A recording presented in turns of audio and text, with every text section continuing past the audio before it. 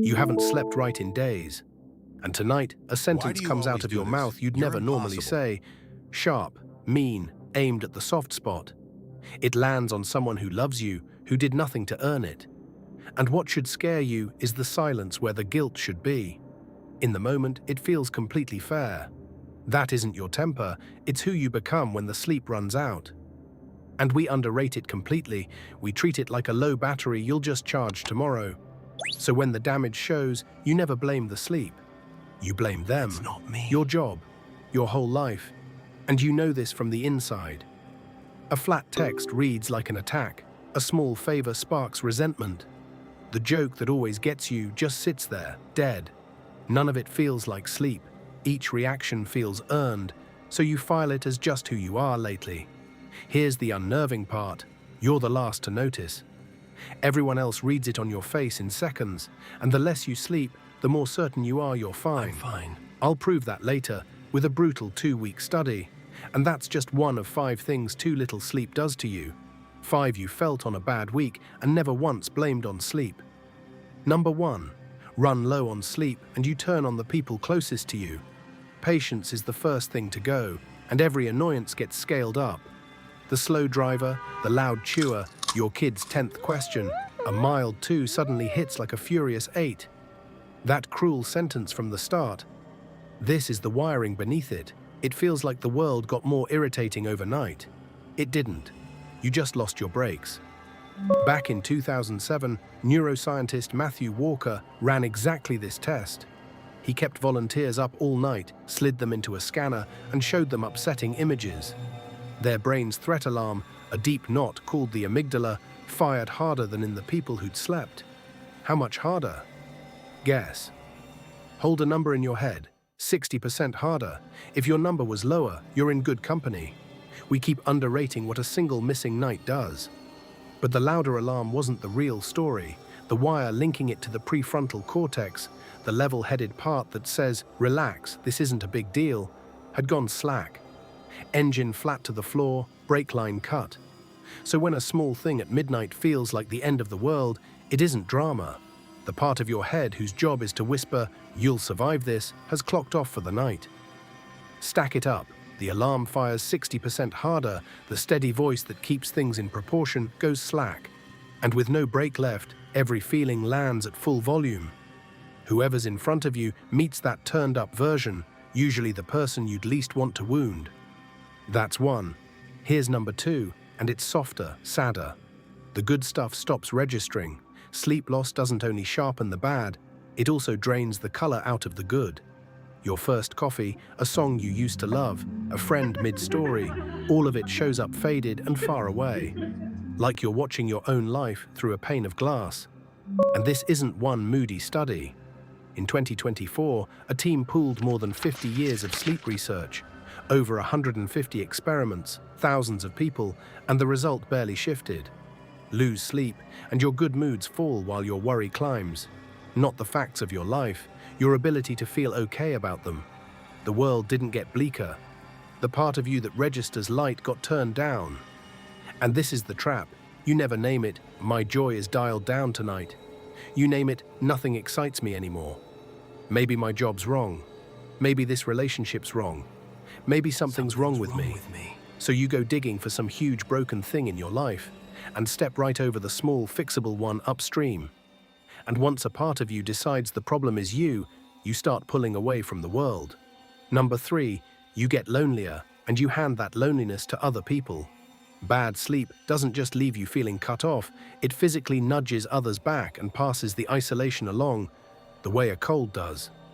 In 2018, Etty Ben Simon and Matthew Walker filmed people talking to a camera twice. Once well-rested, once sleep-deprived. Tired, they came off closed off, kept others at arm's length, and strangers wanted less to do with them. Then the part that stings. Those rested strangers, after a single minute of watching someone tired, walked away feeling lonelier themselves. Your exhaustion doesn't stay inside you, it spills out and fills the room. Sit with how badly the timing works. On the night you're most wrung out, most in need of another person, your body sends the exact signal that makes everyone drift away. Then you take their distance as evidence. See, nobody really cares. And you never learn that you were the one who shut the door on the very person you wanted closer. That's 3. Number 4 touches something you'd swear was just your character. You give less and you care less. How generous you are, how much you'll do for someone. Sleep is quietly paying for all of it. Let the sleep run dry, and generosity is one of the first bills your body stops covering.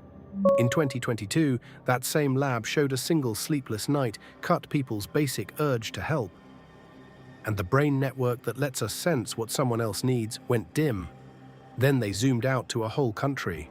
Every spring, when the clocks leap forward and everyone loses 1 hour, charity donations drop in a way you can measure. By roughly 10%.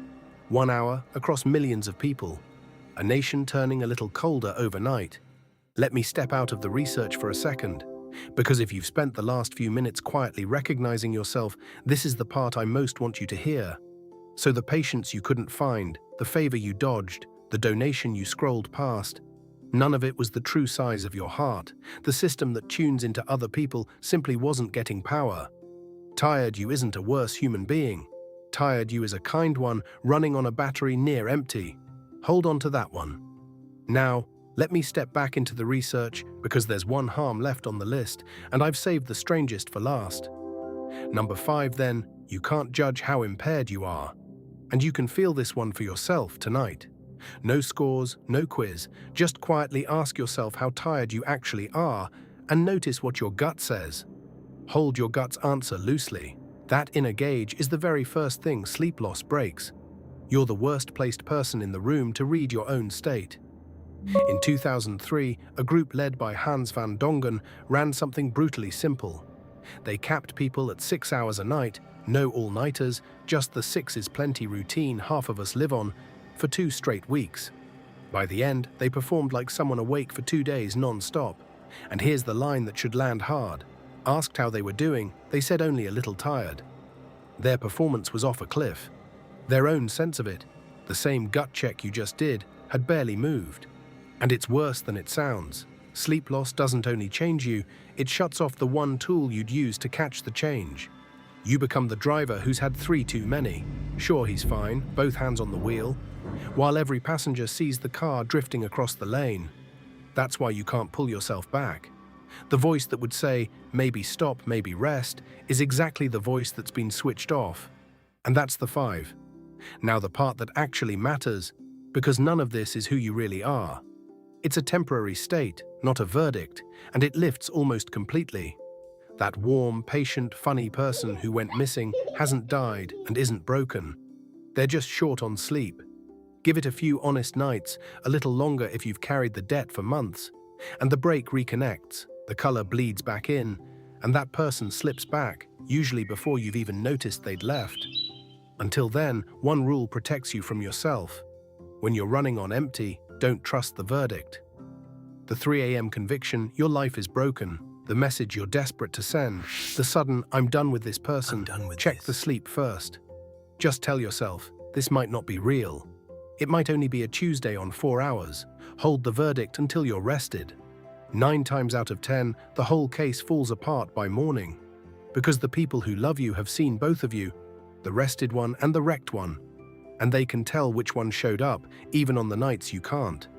Think back to that person from the start, the one who didn't deserve it. You owe them something. Not a grand apology, it might be as simple as going to bed. Guard your sleep, and you guard the person they fell for in the first place. If this made you rethink one bad week, subscribe, because next time we go after the dream, you keep postponing. Why it isn't laziness, but fear in a disguise you'd never spot, and the experiment that caught people sabotaging themselves on purpose to avoid it.